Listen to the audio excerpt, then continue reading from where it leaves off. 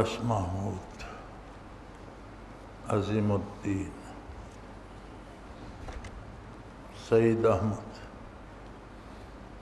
غلام سمدانی صابر جاوید اختر مبشر حسین منظور حسین محمد خالق فیصل محمود عمر سلطان علی خدا بخش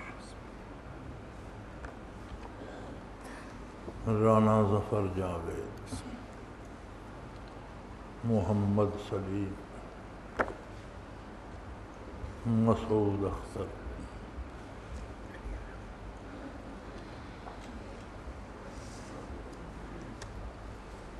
الحمدللہ رب العالمین والصلاة والسلام علی حبیبہ محمد وآلہ وصحبہ اجمعین اعوذ باللہ من الشیطان الرجیم بسم اللہ الرحمن الرحیم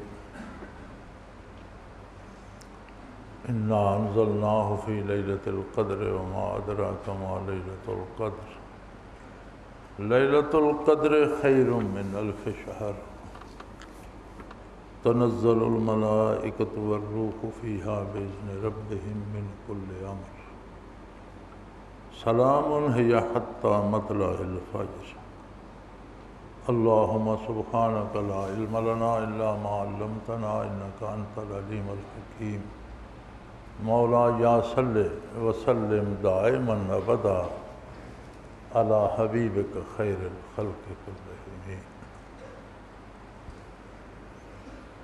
ارشاد باری ہے انا انزلناہ فی لیلۃ القدر، ہم نے اس کتاب حکیم کو لیلۃ القدر میں نازل فرمایا، اور لیلۃ القدر کی عظمت یہ ہے کہ لیلۃ القدر خیر من الف شہر، لیلۃ القدر کی ایک رات 1000 مہینے سے بہتر ہے۔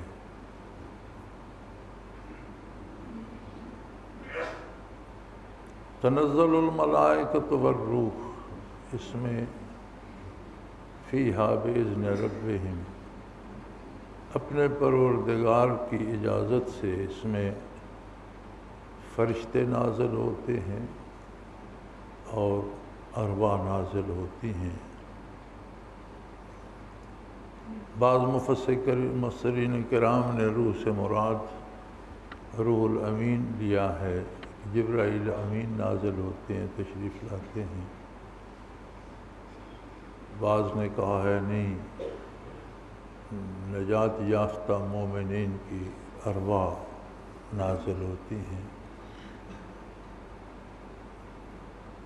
من کل امر سلام، ہر طرح کی، ہر پہلو کی، ہر صورت کی سلامتی اس میں موجود ہوتی ہے۔ یہ حتی مطلع الفجر، یہ مغرب سے لے کر طلوع فجر تک رحمت عامہ لٹائی جاتی ہے، تقسیم ہوتی رہتی ہے۔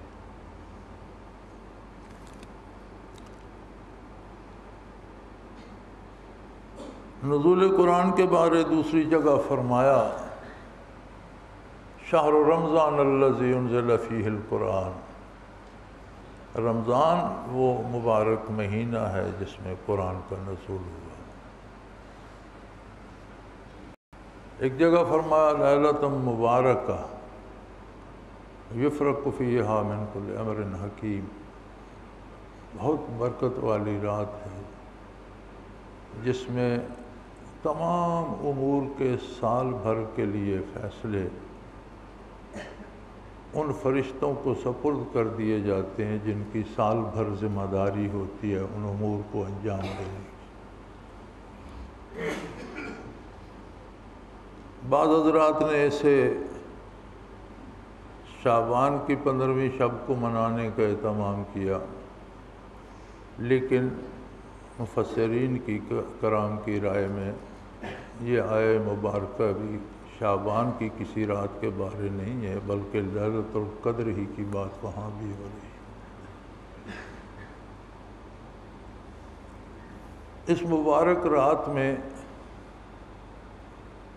اللہ کریم نے لوح محفوظ سے قرآن حکیم کو آسمان دنیا پر جو بیت اللہ ہے اس میں نازل فرما دیا، اور وہاں سے 23 برسوں میں جستہ جستہ ضرورت کے مطابق اللہ کے حکم کے مطابق نازل ہوتا رہا، اور 23 برس میں نبی کریم صلی اللہ علیہ وسلم پر مکمل ہوا۔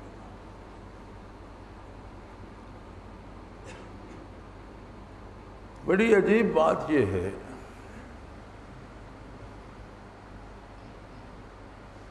کہ لیلۃ القدر منائی جاتی ہے، اور اب ایک بہت نئی بات نکل آئی ہے۔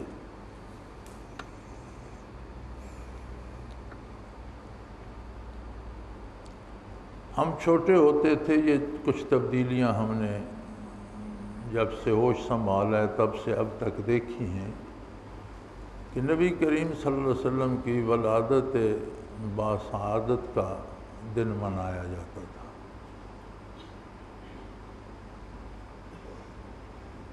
اور وہ منایا جاتا تھا 12 ربیع الاول، اور ہمارے دیہاتی اسے 12 وفات کہتے تھے، چونکہ حضور کا وصال بھی ربیع الاول کے اسی دن ہوا جس دن حضور کی ولادت مبارک ہوئی۔ تو یہ دیہاتی جو سادہ مزاج لوگ ہیں انہیں میلاد وغیرہ نہیں آتا تھا، یہ 12 وفات کہتے تھے، اور اپنی حیثیت کے مطابق کوئی حلوہ بناتا، کوئی سیویاں بناتا، کوئی چاول پکاتا، کوئی کھانے پینے کا اہتمام ہوتا، اور ایک دوسرے کو دیا جاتا جو پکایا جاتا اور گھروں میں بانٹا جاتا۔ پھر اسے عید بنایا گیا، پھر عید میلاد النبی کے نام پر بہت سی رسومات جن میں بیشتر ہم نے ہندوؤں سے لے لی، بر صغیر میں مسلمانوں میں وہ رائج ہو گئی۔ پھر بھی جب تک عید میلاد النبی رہی تو کچھ اس کی حدود و قیود تھی، کیونکہ ایک تو اس کا نام اسلامی تھا، عید اسلامی تہوار کو کہتے ہیں، تو کچھ تھوڑی سی اس میں عزت و احترام کی بات، کسی نے قرآن کا ختم کرا دیا، کسی نے دیگ پکا دی، کچھ اس طرح۔ پھر جب حالات اور بگڑے تو عید سے جشن عید میلاد النبی بن گیا۔ جشن ایک ایسے میلے کو کہا جاتا ہے جو کسی خوشی کے اظہار کے لیے منعقد کیا جاتا ہے، لیکن جس کی کوئی حدود و قیود نہیں ہوتی، یعنی ہر بندہ اپنی خوشی کا اظہار جس طرح چاہے کرے، اسے جشن کہا جاتا ہے۔ کوئی پٹاخے پھوڑ رہا ہے، کسی نے عجیب طرح کا لباس پہنا ہوا ہے، کوئی نعرے لگا رہا ہے، کوئی دھکم پیل کر رہا ہے، کوئی کسی پر پانی پھینک رہا ہے، کوئی کسی کو دھکا لگا، جس طرح چاہے اپنی خوشی کا اظہار کرے، جس طرح دوستوں کو پسند ہو ایک دوسرے سے مذاق کریں، شور شرابہ کریں، اسے جشن کہتے ہیں۔ اور یہ عموماً بادشاہوں کے تخت نشینی کے جشن ہوا کرتے تھے، یا اس طرح کے جو ہوتے تھے دن، ان کے جشن ہوا کرتے تھے۔ وہ جشن کا لفظ میلاد النبی کے ساتھ جوڑ کر جشن عید میلاد النبی بنا دیا گیا۔ اب اس میں آپ دیکھتے ہیں کوئی عربی لباس پہن کر اونٹ پر سوار ہے، تو کسی نے ٹریکٹر پر لاؤڈ سپیکر لگا رکھا ہے، کوئی کچھ کہہ رہا ہے، کوئی کچھ کہہ رہا ہے، کسی نے شیعہ حضرات کی طرح روضہ عطر کا ایک تعزیہ بنا لیا ہے، اور بعض جگہ میں نے یہ بھی سنا کہ وہ ایک گھوڑا گاڑی سی لے لیتے ہیں جسے ہندو رتھ کہتے تھے، اس میں کرسیاں رکھی ہوتی ہیں، ایک حضور صلی اللہ علیہ وسلم کے لیے، 4 خلفائے راشدین کے لیے، اور عقیدہ یہ ہوتا ہے کہ حضور تشریف فرما ہیں، خلفائے راشدین تشریف فرما ہیں، اسے کھینچ رہے ہوتے ہیں، کوئی گھوڑا گاڑی ہوتی ہے یا بیل گاڑی، اور عجیب و غریب، یعنی جس سے کسی کا کوئی نہ دین کا تعلق، نہ عقائد کا، نہ نظریات کا۔ دن منانے کا مطلب تو یہ تھا کہ جس چیز کی یا جس بات کی یاد میں دن منایا رہا ہے اس کی عظمت کی بات کی جائے، کم از کم وہ دن تو ان حدود و قیود کے اندر گزارا جائے جس کا مطالبہ وہ بات کرتی ہے۔ اب ہم اس جگہ پہنچ گئے ہیں کہ رات سارے پاکستان میں جشن نزول قرآن بھی تھا۔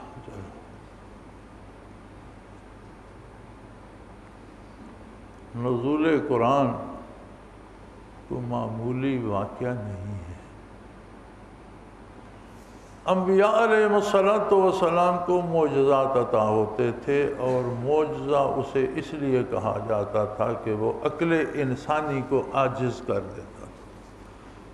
کوئی انسان دنیا کے کسی وسیلے سے، دنیا کے کسی علم سے، دنیا کی کسی سائنس سے اس طرح کا کام انجام نہیں دے سکتا تھا، اسے معجزہ کہتے ہیں۔ معجزہ فعل اللہ کا ہوتا ہے، صادر نبی کے ہاتھ پہ ہوتا ہے، اور اس کا صدور ہوتا ہے نبی کی حقانیت کو ثابت کرنے کے لیے۔ لوگوں کو تماشا دکھانے کے لیے معجزہ نہیں ہوتا، معجزہ ہوتا ہے نبی کی نبوت ثابت کرنے کے لیے۔ اسی معجزے کی فرع یا اسی کا ایک جز ہوتی ہے کرامت، جو ولی سے صادر ہوتی ہے۔ ولی سے صادر ہوتی ہے باتباع نبی، وہ نبی کا اتنا متبع ہوتا ہے کہ نبی سے اخذ کرتا ہے، وہ بھی فعل اللہ کا ہوتا ہے۔ صادر ولی اللہ کے ہاتھ پہ ہوتا ہے تو اسے ولی کی کرامت کہتے ہیں۔ مقصد اس کا بھی کسی فرد کی بڑائی ثابت کرنا نہیں ہوتا، بلکہ دین اسلام کی حقانیت ثابت کرنا ہوتا ہے۔ یعنی کرامت وہ ہوتی ہے جس سے دین کی سربلندی ثابت ہو۔ تماشے کے لیے کرامات نہیں ہوتی۔ آپ اکثر میں دیکھتا ہوں کتابیں جو لوگوں نے اولیاء اللہ کی کرامات پہ لکھی ہیں، تو عجیب بات ہے کہ اکثر لکھنے والے اس فن سے، تصوف سے اور فن سلوک سے واقف ہی نہیں ہیں، تو عجیب و غریب قصے کہانیاں لکھ کے انہیں کرامات بنا دیا۔ اور کرامت اسی طرح عظیم ہو سکتی ہے جس طرح نبی کا معجزہ عظیم ہوتا ہے، کہ معجزے کی ہی فرع ہوتی ہے، اللہ کا فعل ہوتا ہے۔ ولی کے ہاتھ پہ صادر ہو تو کرامت کہلاتا ہے، نبی کے ہاتھ پہ صادر ہو تو معجزہ کہلاتا ہے۔ نبی کو ذاتی طور پر اللہ سے وہ چیز ملتی ہے، اور ولی کو باتباع نبی ملتی ہے، ذاتی طور پر نہیں ملتی۔ دراصل وہ کمال بھی نبی ہی کا ہوتا ہے جو ولی کے ہاتھ پہ ظاہر ہوتا ہے۔ اب معجزات نبوی کو اگر کوئی شمار کرنا چاہے تو نہیں کر سکتا، ہر نبی کو معجزات عطا ہوئے۔ اور عجیب بات ہے کہ جس زمانے میں کوئی نبی مبعوث ہوا، اس زمانے کے جو علوم اپنے کمال کو پہنچے ہوئے تھے اس کے مطابق انہیں معجزات عطا ہوئے۔ مثلا موسیٰ علیہ السلام کے زمانے میں جادوگری اپنے کمال پر تھی۔ اللہ کریم نے ایک معجزہ دیا، جو لاٹھی کو پھینکتے تو بہت بڑا عذاب بن جاتی تھی، سارے جادوگروں کو اس نے ناکوں چنے چبوا دی۔ عیسیٰ علیہ السلام مبعوث ہوئے تو وہ دور طب اور حکمت کا تھا، اور بڑے مایہ ناز طبیب ہوتے تھے. اللہ نے انہیں معجزہ دیا، وہ مردے کی قبر پہ دعا کرتے مردہ کھڑا ہو جاتا، اور طبیب مردہ کہاں سے زندہ کرے؟ مادرزاد اندھے اور مادرزاد امراض میں مبتلا، یعنی جو مرض پیدائشی ہوتا ہے اس کا دنیا طب میں یا میڈیکل سائنس میں کوئی علاج نہیں، بائی برتھ لے کے جو آتا ہے.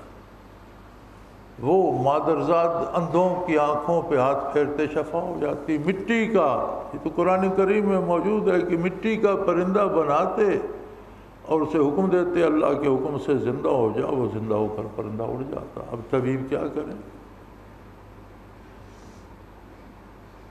نبی کریم صلی اللہ علیہ وسلم کو جو معجزات دیے گئے ان میں وہ سارے معجزات بھی تھے جو پہلے انبیاء کو ملے، اور اس سے بے پناہ زیادہ بھی تھے، کوئی گن نہیں سکتا. تو بڑا کمال عجیب معجزہ ہے کہ چھوٹی سی لاٹھی موسیٰ علیہ السلام کی، میرے خیال میں وہ 5.25 فٹ کی ہوگی، ابھی تک موجود ہے، تو کاپی کیا جائے گھر میں. میرے پاس اس کی تصویر موجود ہے. عام سی لکڑی ہے اور آگے 2 شاخی ہے، چھوٹی سی عام سی لاٹھی ہے، لیکن وہ کتنے کام ان کے کو اتنا بڑا اژدہا بنی کہ وہ جادوگروں کے بڑے بڑے جو لکڑی کے گیلیاں تھیں اور جو بڑے بڑے رسے تھے سانپ بنے، وہ سب کو نگل گئی، اور جب انہوں نے ہاتھ میں لی تو اتنی ہی لاٹھی. پتھر پہ ماری چشمے جاری ہو گئے، سمندر پہ ماری راستے بن گئے. اندھیرا ہوتا تھا تو گاڑ دیتے تھے، اس کی روشنی سارے میدان کو منور کر دیتی تھی. پانی نکالنا ہوتا تھا تو اس کے ساتھ ڈول اٹکا کر کنویں کی طرف، جتنا گہرا کنواں ہے وہ نیچے چلی جاتی تھی، لے آتی تھی. بے شمار اس میں معجزات اللہ کریم نے ایک لاٹھی میں رکھ دی. لیکن جب آقا نامدار سلم کی بات آتی ہے تو مسجد نبوی کچی تعمیر ہوئی، عام کھجور کے ستون، کھجور کی لکڑیاں، اوپر کھجوروں کے پتے ڈال کر مٹی ڈال کے بنائی گئی.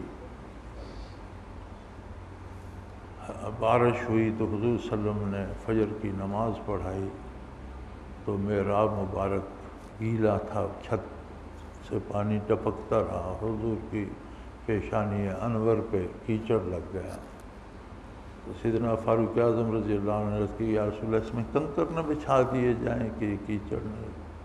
تو پہلی دفعہ کنکر بچھا دیے گئے فرش کے طور پر. اس طرح کی حضور کی عادت مبارک تھی کہ خطبہ ارشاد فرمانے کے لیے کھڑے ہوتے تو محراب کے قریب جو ستون تھا اس سے ٹیک لگا رہے تھے. بڑا معجزہ ہے کہ لکڑی ایک زندہ اژدہا بن گئی اور سارے جادوگروں کو مات دے دی.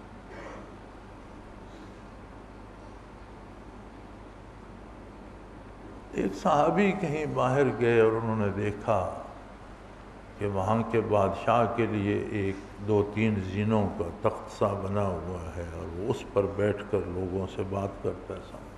انہیں بڑا اچھا لگا اور انہوں نے آ کر کہ یا رسول اللہ میں نے اس طرح کی چیز دیکھی ہے، وہ مسجد نبوی میں بنانے کی اجازت دی جائے تو آپ کے لیے سہولت ہوگی، آپ تشریف رکھیں گے اس پہ اور سب آپ کی زیارت سے بھی مستفید ہو سکیں گے، بات بھی سنیں گے. حضور نے اجازت دی تو پہلی دفعہ لکڑی کا ممبر بنایا گیا مسجد نبوی. 3 سیڑھیاں تھیں، ایک نیچے تھی، ایک درمیان میں اور اوپر بیٹھنے کی نشست تھی. حضور وہاں جلوہ افروز ہوتے.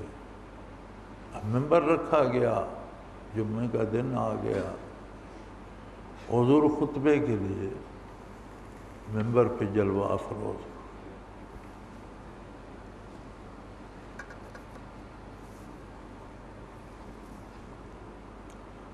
وہ خشک تنا کھجور کا جو وجود اطہر سے مس ہوتا رہا وہ لکڑ ہی رہی. لیکن اس وجود اطہر سے مس ہونے سے اس میں جذب عشق پیدا ہو گیا، وہ عاشق ہو گیا محمد الرسول۔ اور جب حضور جمعے کے روز اس طرف تشریف نہیں لے گئے، اس سے ٹیک نہیں لگائی، تو بخاری شریف میں موجود ہے وہ اس طرح چیخیں مار کے رویا کہ اس نے مسجد نبوی میں شور مچا دیا۔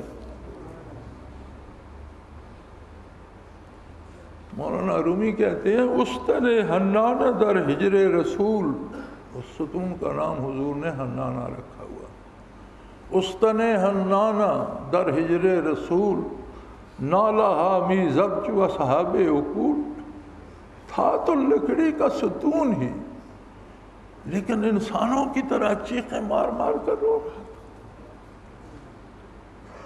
اور بخاری شریف میں موجود ہے حضور ممبر سے نیچے تشریف لائے، اسے گلے سے لگایا، اس پر دست شفقت پھیرا، حوصلہ دیا، اور حدیث شریف میں موجود ہے کہ جس طرح بہت چیختا ہوا آدمی آہستہ آہستہ رکتا ہے اور ہچکیاں لے لے کر بس کرتا ہے، اسی طرح آہستہ آہستہ اس کا رونا ختم ہوا اور ہچکیاں لیتا لیتا خاموش ہوا، اور حضور نے فرمایا کہ اسے یہاں سے نکال کر دفن کر دو، یہ جنت میں میرے ساتھ رہے۔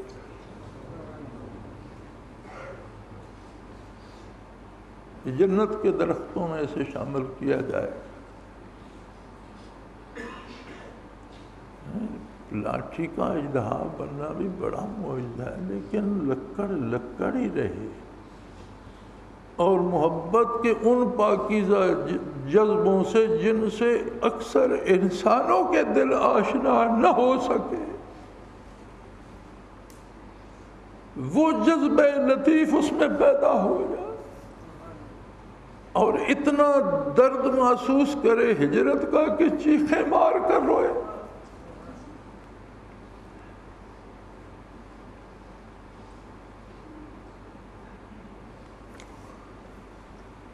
پتھر سے چشمے جاری ہوئے موسیٰ علیہ السلام کے موجود،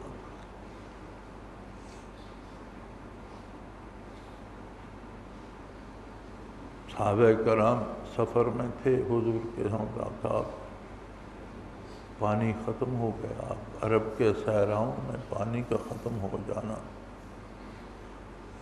نماز کا وقت بھی آ رہا تھا اور پانی کلی کرنے کے لیے نہیں کسی کے پاس، پینے کے لیے بھی نہیں، جانور بھی پیاسے ہیں، گھوڑے بھی، اونٹ بھی، انسان بھی۔ عرض کی گئی یا رسول اللہ پانی ختم ہو گیا۔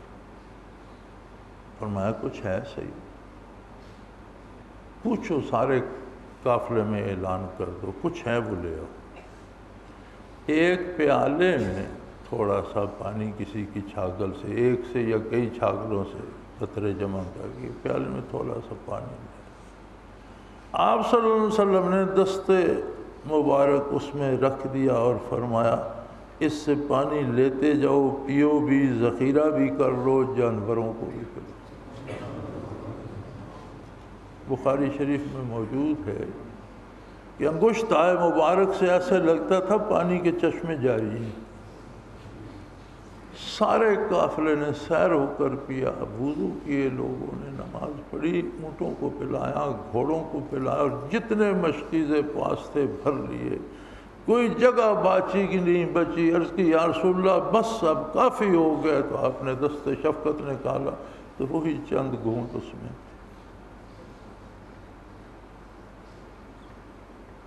کون کون سا معجزہ آپ گنیں گے؟ میں اگلے دن کسی نے مجھے چاند کی وہ تصویر بھیجی جس میں آج تک بھی ایک سرے سے دوسرے سرے تک کٹ کر جڑنے کا وہ نشان موجود ہے کہ یہاں سے دو ٹکڑے ہوا تھا، پورا گردا گرد چاند کے وہ ہے، اور اسے گہرائی تک سائنسدانوں نے جانچا ہے، وہ پوری گہرائی تک ہے ایک سرے سے دوسرے سرے تک، کہ یہ کہیں کٹ گیا تھا پھر جڑا ہے۔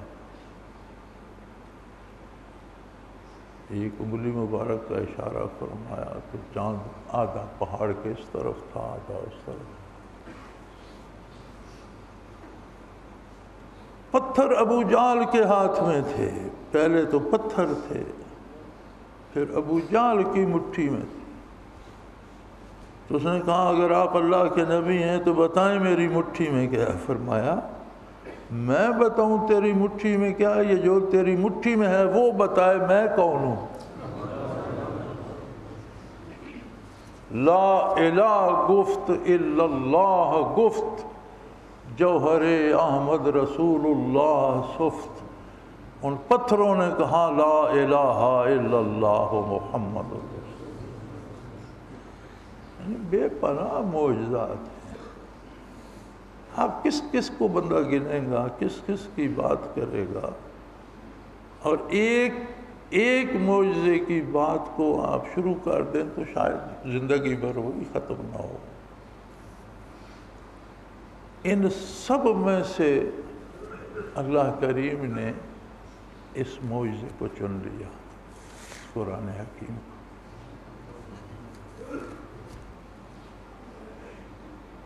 چاند شک ہوا،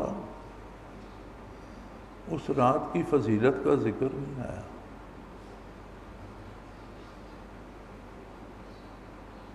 انگشت مبارک سے چشمے جاری ہوئے، کلمہ پڑھا پتھروں، بے شمار بے پناہ۔ ایک ذکر ملتا ہے سبحان الذی اسریٰ بعبدہ، اس رات کے سفر کا جب حضور بارگاہ الوہیت میں تشریف لے گئے، شب اسریٰ۔ لیکن جب لیلۃ القدر کا ذکر آتا ہے تو اللہ فرماتا ہے یہ تو شہر رمضان الذی انزل فیہ، یہ سارا مہینہ ہی بے مثل و بے مثال ہے، اس میں تو میں نے قرآن نازل۔ یا اللہ سارے مہینے میں نہیں فرمایا انا انزلناہ فی لیلۃ القدر، یعنی قرآن کریم وہ زندہ و جاوید معجزہ ہے۔ انگشت مبارک سے آب حیات جاری ہوا، ہم نے سنا دیکھا۔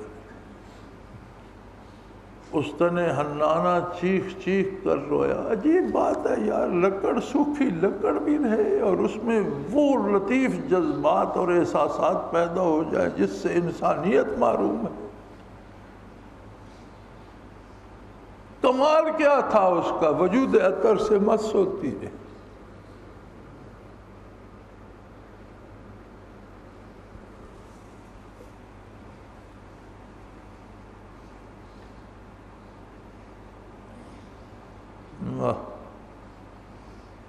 اعتراض کرتے ہیں کہ روحانی بیعت کیا ہے جی؟ روح اسے بیعت آپ کا کیا سمجھتے ہیں اس روح کو جس نے دست اقدس کا بوسہ لے؟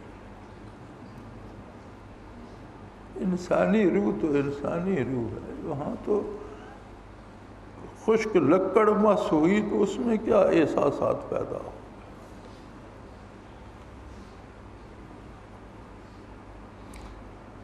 ان تمام نعمتوں میں ذکر خیر فرمایا اس معجزے کا، اس لیے کہ باقی سارے معجزات موجود لوگوں نے دیکھے، باقی مخلوق نے سنے۔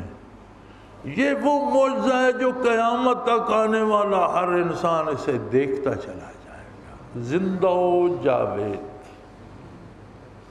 کوئی اسے ختم نہیں کر سکتا، کوئی اس میں تبدیلی نہیں کر سکتا، کوئی اس کا کچھ بگاڑ نہیں سکتا۔ اور اعلان کر دیا کہ اگر سمجھتے ہو کہ یہ عام کتاب ہے تو اس جیسا ایک جملہ لکھ کر لے آؤ۔ اور فرمایا صرف انسان نہیں، انسانوں اور جنوں، ساری مخلوق سے جس کو چاہتے ہو جمع کر لو، سارے مل کر زور لگا کے ایک جملہ جو اس جیسا ہو لکھ کر لے آؤ، تم نہیں لا سکتے۔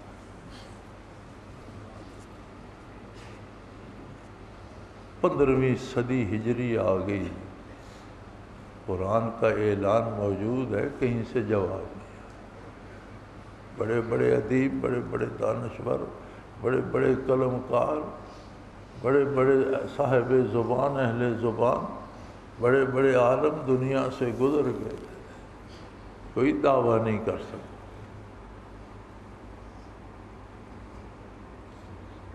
یہ عجیب و غریب کتاب ہے۔ ذات باری تعالیٰ کی بارے انسان جو کچھ جان سکتا ہے صرف اس کتاب میں۔ اللہ کی مخلوق کے بارے جتنے اسلامی انسانی علوم جان سکتے ہیں اس کتاب میں۔ چھوٹی سی ایک بات بتاتا ہوں، ایک چھوٹی سی بات۔ 14ویں صدی ہجری کے آخر میں آ کر 1900 کے آخری 50 سالوں میں، 20ویں صدی کے آخری 1945-50 کے بعد جنگ عظیم ختم ہوئی، پھر دنیا میں بہت بڑی تبدیلی آئی، تیل کے ذخائر، پھر سائنس، پھر راکٹ ایجاد ہوئے، پھر یہ وہ، پھر سائنس نے بہت ترقی کی، اور سائنس نے بڑی تحقیق کی کہ انسان کا جو مرد کا نطفہ ہے وہ عورت کے نطفے سے ملتا ہے، پھر ایک خون کی پھٹکی بنتی ہے، پھر ایک گوشت کا لوتھڑا بنتا ہے، پھر اس میں ہڈی پیدا ہوتی ہے، پھر اس پہ چمڑا چڑھتا ہے، پھر وہ انسانی جسم بنتا ہے، اور 90 دن یا 100 یا 120 مجھے اب یاد نہیں، اس اتنے میعاد کے بعد اس میں پھر روح پیدا ہو جاتی۔ یعنی بڑا کمال کر کے، بڑی ایجادات کے بعد، بڑے تجربات کے بعد سائنس جہاں پہنچی، وہ حضور نے 1400 سال پہلے اس کتاب نے اسی تفصیل کے ساتھ بتایا۔ کوئی سائنسدان آج یہ نہیں کہہ سکتا کہ میں نے قرآن کو غلط سا، قرآن یہ کہتا تھا تو ہوتا یہ۔ نہ کوئی مشین تھی، نہ ایکس رے تھا، نہ سائنس تھی، نہ یہ میڈیکل سائنس تھی، کس نے بتایا؟ یہ ایک چھوٹی سی مثال ہے، قدم قدم پر آج جتنی ایجادات ہو رہی ہیں،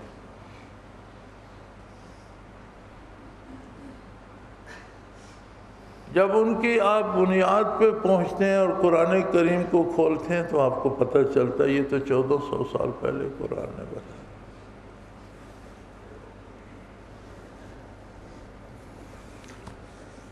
چھریوں کانٹوں سے کھانے والے لوگوں نے آج ایک اصول دریافت کیا ہے۔ پتہ ہے یہ مغرب والے چھری کانٹے سے کیوں کھاتے تھے؟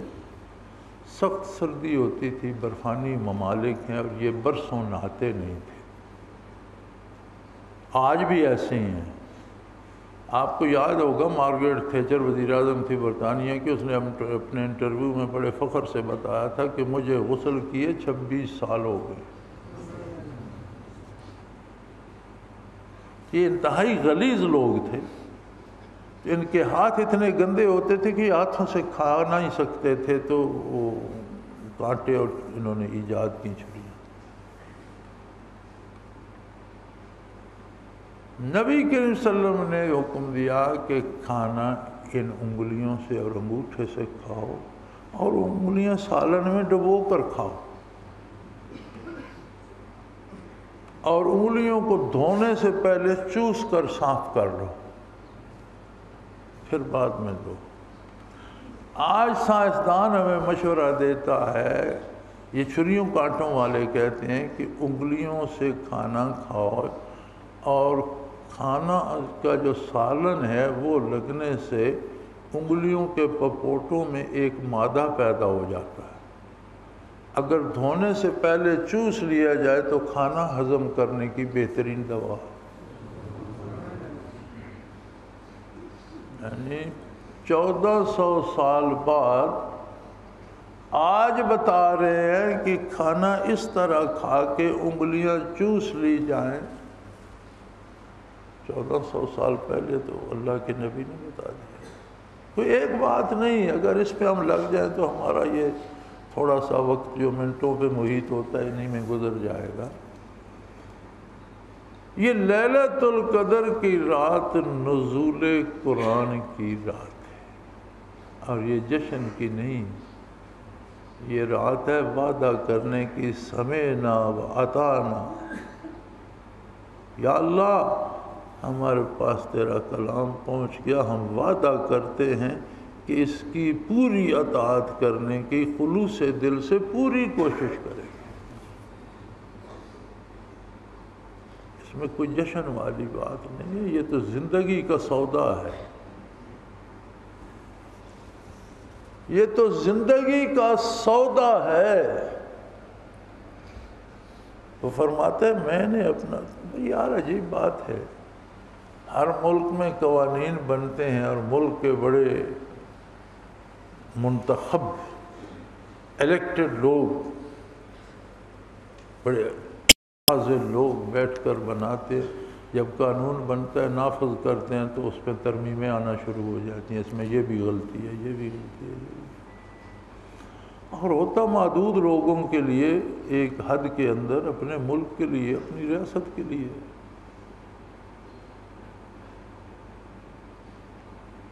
یہ کون تھا جس نے عرب کے صحرا میں بیٹھ کر زندگی کے سارے قانون مرتب کر دیے اور دنیا بھر کی اقوام عالم کے لیے کر دیے اور قیامت تک کے لیے کر دیے، اور اس میں کوئی ترمیم نہیں ہوگی؟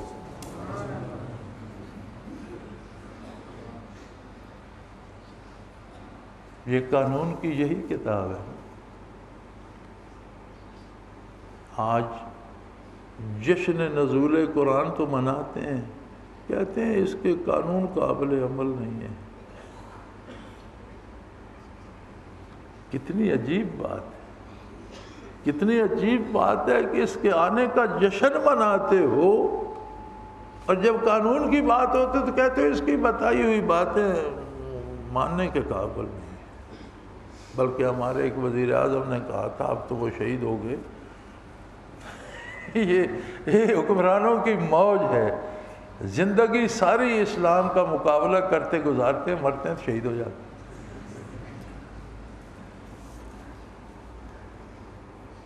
کہ اسلام کی سزائیں وحشیانہ ہیں، اب اس سے بڑا کوئی گالی اللہ کی کتاب کو، اللہ کے نظام کو اور اللہ کے حبیب کو کیا دے گا؟ کسی نظام کو وحشیانہ کہا جائے تو وہ نظام کو توہین بھی ہے، نظام لانے والے کی توہین بھی ہے، اور نظام بنانے والے کی توہین بھی ہے۔ اور یہاں لوگوں نے کہا، اور پھر انہی لوگوں نے ووٹ لیے، لوگ اب تک ان کے نام پر ووٹ لے رہے ہیں، اور یہ سارے جشن نزول قرآن والے دے رہے ہیں۔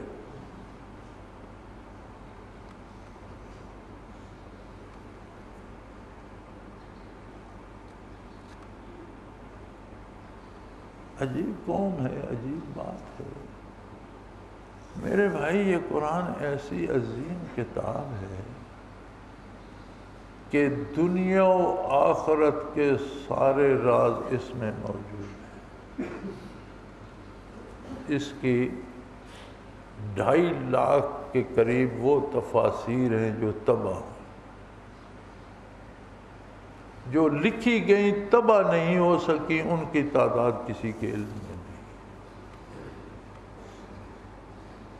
تو کیا پھر جس کتاب کی تفسیر میں 2.5 لاکھ کتابیں لکھی، اس میں باقی کیا بچا ہوگا؟ سب کوئی لوگوں نے لکھ دیا ہوگا۔ آج جب ہم کوئی آیت پڑھتے ہیں اس سے نئی بات نکل آتی، اس کی علوم کی انتہا نہیں ہے۔ یہ نہیں کہ ہم متقدمین کی خاکے پا بھی نہیں ہیں، یہ نہیں کہ ان لوگوں کو پتہ نہیں چلا ہمیں پتہ چلا، بات یہ نہیں۔ اپنی ہمت کے مطابق انہوں نے جھولیاں بھر بھر کے اس خزانے سے عوام کو لٹائیں۔ یہ ختم نہیں ہوتا، جب کوئی نیا غوطہ لگاتا ہے تو وہ پھر موتیوں سے جھولی بھر کے لے آتا ہے۔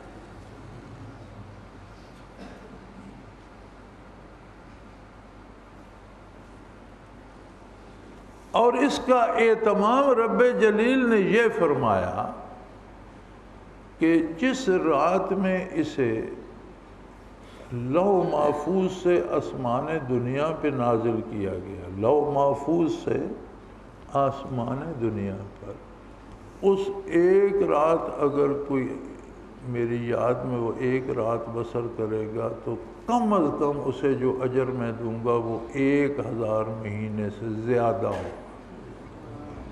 1000 مہینے کے برابر نہیں فرمایا، خیر من 1000 شہر.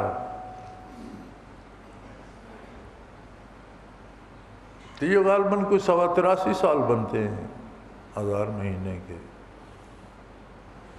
12 8 96 4 40 12 13 36 4 40 3.25 مہینے ہوتے. 8 اپنا 84 سال سے کچھ اوپر بنتے ہیں. یعنی اگر کوئی 84 برس ایک وضو میں صرف اللہ کی عبادت کرتا رہے، رات دن کھائے پیے سوئے جاگے کچھ بھی نہ کرے، ایک ہی وضو بھی دوبارہ نہ کرے، اسی وضو میں 84 سال گزر جائیں، اس ایک رات کی عبادت اس سے زیادہ درجہ رکھتی. کتنا زیادہ؟ اس کی مرضی 2 گنا 10 گنا 10 کروڑ گنا، کون حد لگا سکتا ہے؟ یہ تو ہر ایک کا خلوص اپنا اپنا ہے. کس نے کتنا پایا، جتنا اس کا خلوص تھا، جتنی اس کی محنت تھی، جتنا اس کے دل میں درد تھا، اتنا اس نے پایا. کیا پایا؟ یہی پایا کہ خود کو بیچ دیا، اپنی رائے سے دستبردار ہو گیا، اپنی عقل و شعور کو اپنے لیے باقی رکھا، زندگی ہار دی قرآن کے لیے. اب جو ہوگا وہ ہوگا جو یہ کتاب کہتی ہے. بھائی سے تعلقات، بیوی سے رشتہ، اولاد کی محبت، والدین کی خدمت، دوستوں کی دوستی، دشمنوں سے دشمنی، لڑائی بھڑائی، کاروبار، تجارت، جینا مرنا، وہ فیصلہ ہو چکا، میرے بس میں نہیں ہے. جو یہ کہے گا میں کروں گا. جسے یہ نصیب ہو گیا اسے شب قدر نصیب ہو. شب قدر کس نے پائی؟ جس کا سودا ہو گیا. اور یہ نہیں ہوا تو ایک رسم ہے بھائی، بے شمار رسمیں ہیں، ایک رسم یہ بھی صحیح، اس کا کیا نتیجہ؟ کتنی رسومات ہوتی ہیں اور ایک رسم یہ بھی صحیح، کیا حاصل؟ شب قدر کا مزہ تو جب ہے، کیسا بھی تھا، گناہگار تھا، جاہل تھا، بے وقوف تھا، خطا کار تھا، شب قدر ملی اللہ کا بندہ بدل گیا انسان، سوچ بدل گئی، فیصلے بدل گئے. اب بات اس بات پہ، یار وہ تو لوح محفوظ سے آسمان دنیا تک آئی ہے کتاب، اب یہ آگے تو نہیں آئی. انا انزلناہ فی لیلۃ القدر، تو لیلۃ القدر میں زمین پر تو نہیں آئی، لوح محفوظ سے آسمان دنیا تک آئی ہے. وہاں تک آنے کی یہ وجاہت ہے کہ یہ رات 1000 مہینے سے بہتر ہے. تو جب یہ زمین پہ نازل ہونا شروع ہوئی اور جس ہستی پہ نازل ہونا شروع ہوئی، اس کی ہستی اور اس کی عظمت کیا ہوگی. اور 23 برس جس وجود عالی اور جس قلب اطہر پہ نازل ہوتی رہی، اس کی عظمت کیا ہوگی.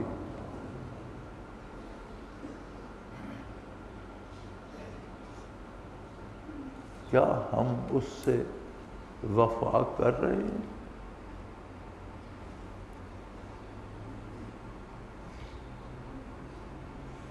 یعنی اگر لوح محفوظ سے آسمان دنیا پہ آتی ہے تو اللہ فرماتا ہے میں نے رحمتیں انڈیل دی، بخششیں لٹا دی. اس لیے کہ میرا ذاتی کلام میرے علم سے مخلوق کے پاس پہنچا، آسمان دنیا کے پاس. یہ اتنی بڑی بات تھی کہ ان لمحات کو میں نے برسوں سے زیادہ اہمیت دے دی.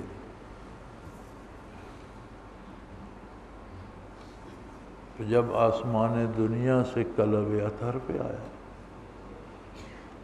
قلب اطہر سے زبان مبارک پر آیا، زبان مبارک سے کتاب میں منتقل ہوا، لوگوں کے دلوں میں اترا، لوگوں کے کانوں نے سنا۔ کہاں بندہ مشت غبار، کہاں رب العالمین کا کلام؟ تو اس کا تو ہر لمحہ اپنی شان میں عظیم تر ہوتا چلا جائے گا، ہر لمحہ اپنی شان میں عظیم تر ہوتا چلا جائے گا۔ اس سارے کا ادراک ہے ہمیں، اس سارے کا احساس ہے، ہمیں احساس ہے کہ ہمارے پاس وہ کتاب ہے جو لوح محفوظ سے عالم دنیا میں آسمان دنیا پر آئی تو اللہ نے ان لمحات کو 1000 مہینوں سے زیادہ اہمیت دے دی۔ اب وہ کتاب میرے پاس میز پہ میرے سامنے پڑی ہے، کیا میں اس کی عظمت سے واقف ہوں؟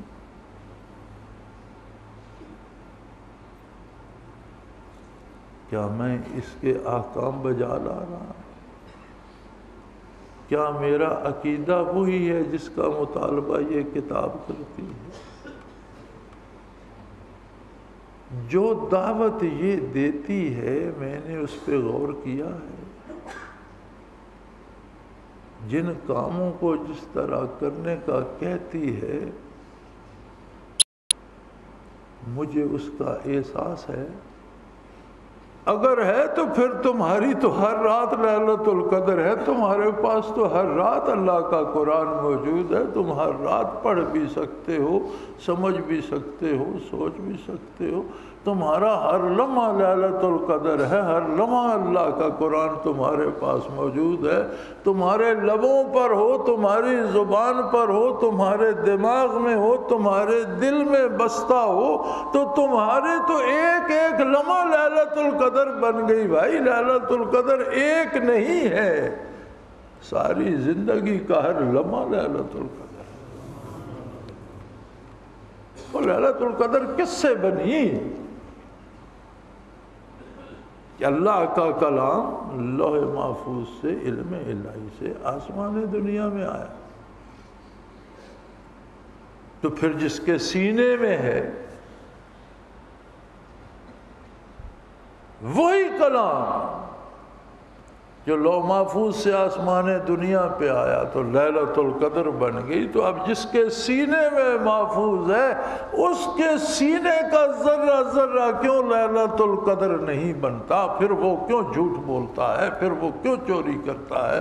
پھر وہ کیوں اللہ کی اطاعت نہیں کرتا؟ پھر اس کے دل میں عشق رسول کیوں پیدا نہیں ہوتا؟ پھر اس کے دل میں درد کیوں نہیں ہوتا؟ نہیں ہوتا۔ اس کا جواب کیا ہوگا؟ جس نے گھر میں غلافوں میں سنہری اور ریشمی غلافوں نے لپیٹ کر چھت پر رکھ دیا ہے، ایک خانے میں رکھ دیا ہے کہ کبھی کوئی قسم اٹھانے کے کام آئے گا، اسے کھول کر دیکھا نہیں، پڑھا نہیں، سمجھنے کی کوشش نہیں، کیا ملے گا اس کو؟ اور صرف یہ سوال ہو گیا کہ بھی اتنی عظیم کتاب جو میرا ذاتی کلام تھا اور جو صرف آسمان دنیا تک پہنچا تو میں نے بخششیں عام کر دی، تیرے گھر میں رہا، تجھے کھول کر دیکھنے کی فرصت ہی نہیں، تو ساری نمازیں سجدے دھرے کے دھرے رہ جائیں۔ اٹھاؤ، لے جاؤ ان سجدوں کو، ان رکوعوں کو، ان تسبیحات کو لے جاؤ، اٹھاؤ۔ تو میری کتاب کو دیکھا بھی نہیں، میرے ساتھ تیرا کیا تعلق؟ کیا ایسا ہو نہیں سکتا؟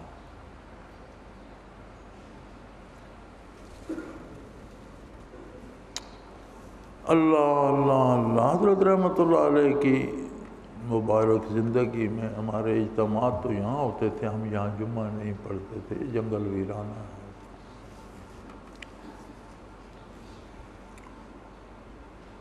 اس وقت اتنی آبادی بھی نہیں تھی جتنی اب، تو یہ شہر سے زیادہ آبادی بھی ہے، ادارے بھی ہیں، سکول بھی ہیں، سرکاری دفاتر ڈاکخانے وغیرہ بھی ہیں، ہوٹل بھی ہیں۔ ہم نے یہاں جو پہلا جمعہ پڑھا تھا وہ یہاں صدر مملکت تشریف لائے تھے، جسٹس حلیم الدین چیف جسٹس تھے پاکستان کے۔ صدر صاحب کہیں باہر غیر ملکی دورے پہ تھے اور وہ صدر تھے ملک کے، وہ یہاں تشریف لائے۔ یہ کمپلیکس اوپر والا مکمل تھا، اس میں ہم نے جمعہ پڑھا تھا۔ وہ پہلا جمعہ ہے دارالعرفان کا، چونکہ یہ فقہی مسئلہ ہے کہ ملک کا سربراہ جہاں بھی ہو وہاں جمعہ ادا ہو سکتا اور کسی شرط کی ضرورت نہیں، اور جہاں شروع ہو جائے وہاں پھر جاری رہنا چاہیے، ختم نہیں۔ میری ان کی بہت ملاقاتیں ہوئیں۔ ایک دن مجھے کہنے لگے، مزے کے آدمی تھے، بڑے میٹھے، بڑے دھیمے، مجھے کہنے لگے، یار میں مولانا میں سونے سے پہلے ضرور تلاوت کرتا ہوں،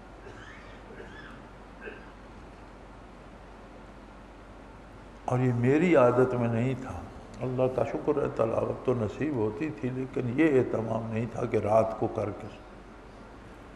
میں نے کہا آپ نے نئی بات کی، بھی سونے سے پہلے تلاوت کا کیا؟ کہنے لگے، یار کیا پتہ آنکھ کھلے یا مر جائے۔ جب بندہ سو جاتا ہے تو کیا گارنٹی ہے کہ وہ اٹھے گا یا روح قبض ہو جائے گی؟ تو میں چاہتا ہوں میں قرآن پڑھ کے سوں۔ یہ کیسے عجیب لوگ ہیں یار۔ چیف جسٹس تھا پاکستان کا، کوئی صوفی مولوی عالم شالم نہیں تھا، لیکن ایک احساس تو اس کے پاس تھا کہ زندگی کا آخری کام یہ ہو کہ میں نے اللہ کی کتاب پڑھی۔ موت آئے تو زندگی میں نے جو آخری کام کیا ہے وہ یہ ہو کہ میں نے اللہ کی کتاب پڑھی۔ اب یہ درد تو اللہ کی عطا ہے، کس کو کیا دیتا ہے بھائی۔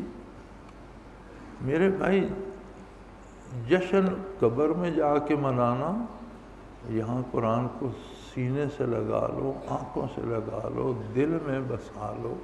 جب قبر میں جائیں گے تو جشن منائیں گے۔ مزہ تو جب ہے کہ کوئی میدان حشر میں جشن منا رہا ہو۔ اللہ کریم فرماتے ہیں نا، جن کی نجات ہوگی وہ اپنا مالامہ لے کر جائیں گے واپس، ساتھیوں کہیں گے میری نجات ہو گئی، مجھے اللہ نے بخش دیا، میرے بچوں کو بخش دیا، میری بیوی کو بخش دیا، موج ہو گئی بھائی ہماری۔ تو جشن کا مزہ تو تب آئے گا۔ یہاں کون سے جشن ہے جہاں تمہیں زندگی کا دھڑکا لگا ہوا ہے، کوئی دہشت گرد بم بلاسٹ کر دے گا مارے جاؤ گے، کوئی گولی چلائے گا مارے جاؤ گے، رات بھر جشن مناتے ہو، صبح بچوں کے کھانے کا نہیں ہے، سکول کی فیس تمہارے پاس نہیں ہے، لباس نہیں ہے، عزت نہیں رہی، آبرو نہیں۔ جہاں کھانے پہ لڑ کر 20 عورتیں مر گئیں آٹا لینے کے لیے، جس ملک میں نے کھانے پہ کتوں کو لڑ کر مرتے آج تک نہیں دیکھا۔ لڑتے ضرور ہیں، مرتے نہیں ہیں، اور انسان مر رہے ہیں۔ 10 کلو آٹا لینے کے لیے 20 بندے مر گئے۔ اور مزے کی بات یہ ہے کہ اتنا حساس ملک ہے کہ کسی کے کان پر جوں تک نہیں رنگی، مر گئے تو کیا، کوئی کافر ملک بھی دنیا کا کوئی اور ہوتا، پورے ملک میں زلزلہ آ جاتا، اخبار بھرے جاتے، ٹی وی پہ شور ہوتا کہ یہ دیکھو 20 بندے مر گئے، کسی نے پرواہ نہیں۔ یہاں کسی نے پوچھا؟ ارے جو ایک لپ آٹے کے لیے جانے دیں، انہیں قرآن کی عظمت کا کیا احساس۔ ان کا تو جشن بھی کھانے پینے کے لیے ہے کہ تم مٹھائی لے آؤ، تم شربت لے آؤ، تم فلاں شے لے آؤ، مل کر کھا لیں گے، چلو ایک دن تو پیٹ بھر جائے گا۔ یہ ظالم تو صبح شام مانگتا ہے، ایک وقت کے بھرنے سے کیا ہوگا۔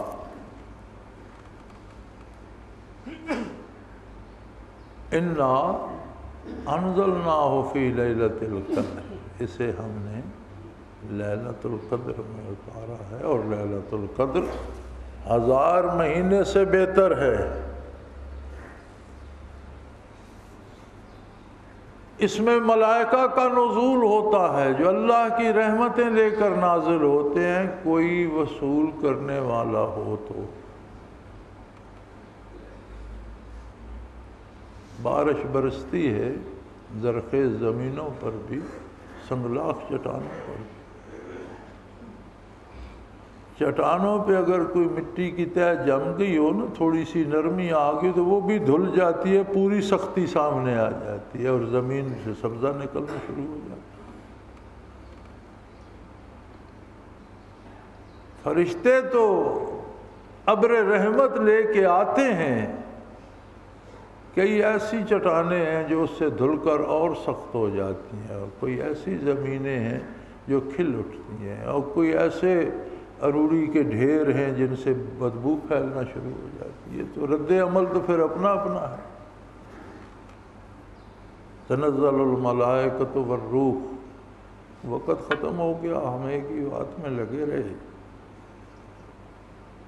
اور یہ وقت بھی کوئی سوڈے کی بوتل ہے کہ وہ 7 اپ لیا فلانی لیا، وہ جب آدمی کو اس کا کوئی ٹیسٹ آنے لگتا ہے بوتل ختم ہو جاتی ہے۔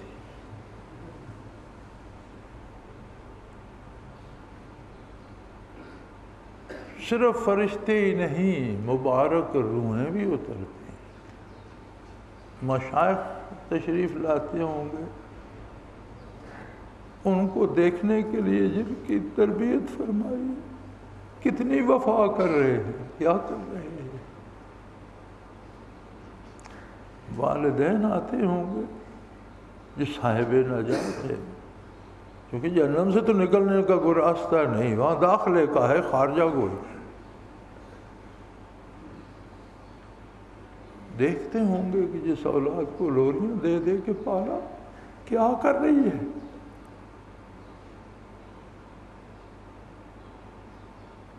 اور فرمایا یہ رات تو طلوع فجر تک ہر پہلو سے سلامتی کی رات، ہر پہلو سے۔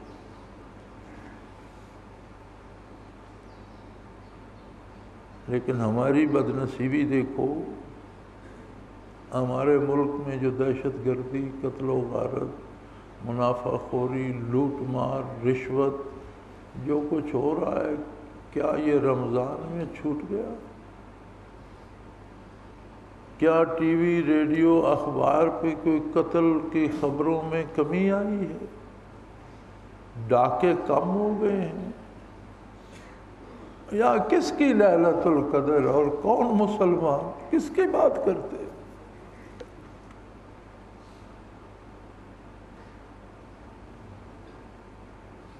بہرحال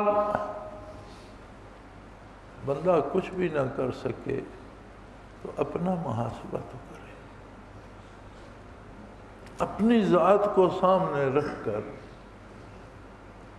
خود تو عہد کرے کہ اللہ میں سمجھ گیا ہوں تیری کتاب کتنی عظیم ہے، اب میں کیا تھا، میری حیثیت کیا تھی کہ تیری کتاب میرے پاس بھی آئی۔ اے اللہ جان چلی جائے گی لیکن تیری کتاب کے حکم کی خلاف ورزی نہیں ہوگی، پھر تو لیلۃ القدر ہے۔ اور یہ نہیں ہے تو پھر دنیا میں اور بھی بہت سی رسمیں، ایک رسم یہ بھی صحیح۔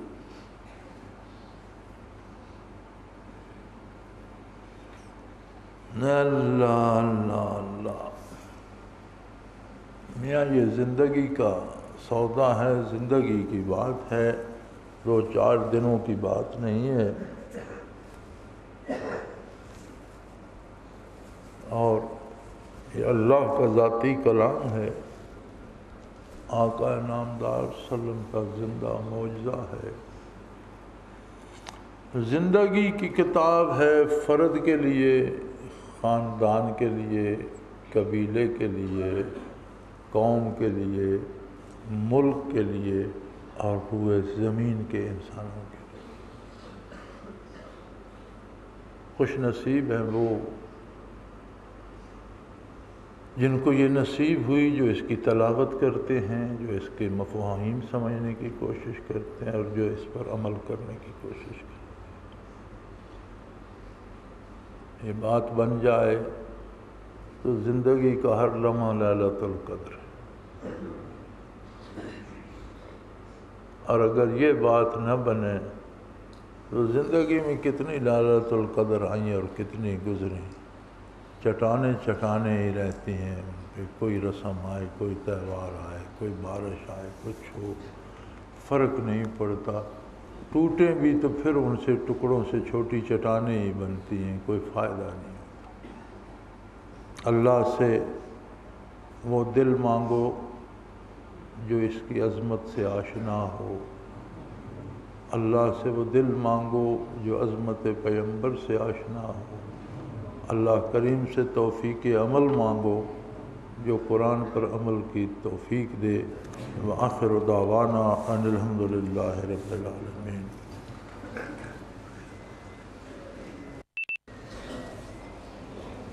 مجھے تو خیال ہی نہیں تھا، اس نے کھڑے ہو کر یاد دلا دیا کہ